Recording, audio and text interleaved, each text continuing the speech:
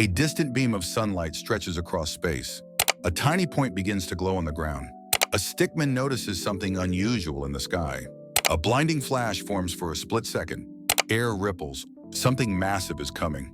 Everything becomes impossibly bright. What if all the sun's power was focused on one spot? The sun outputs about 3.8 times 10 to the 26th watts. Humanity's total power usage is tiny in comparison. Normally, sunlight spreads across a huge area. But imagine concentrating all of it into a single point. A focused beam of pure sunlight. Let's see what happens the moment it touches Earth. At first, the beam looks faint and distant. As it strengthens, the first point of contact forms. The surface doesn't heat up. It turns directly into plasma. Molecules lose their bonds instantly. Photons tear the material apart at the atomic level. A tiny plasma bubble forms in milliseconds.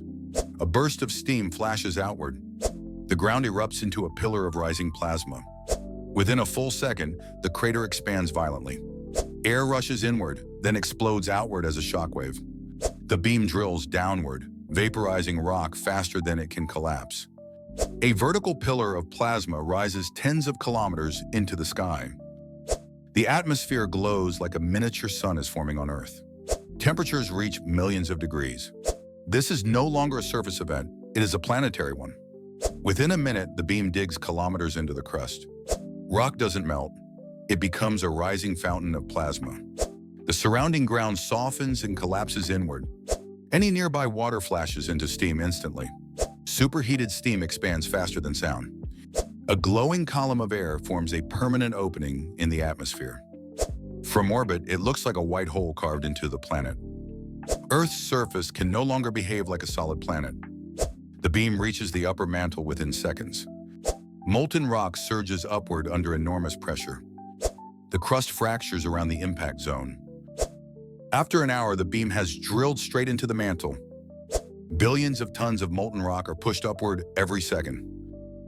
The crust around the impact zone begins to crack apart. These cracks reach hundreds of kilometers. Tectonic plates begin to shift under the sudden stress. Entire regions lift upward or collapse downward. The atmosphere itself begins to boil away into space. The beam finally reaches Earth's outer core. At this point, the planet is structurally failing. Eventually, the crust and mantle can no longer support themselves.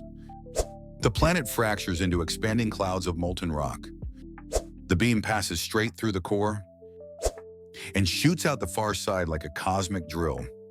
What remains is a bright trail of debris orbiting the sun. All the sun's power, concentrated into one point, is not explosive. It is absolute. Suppose that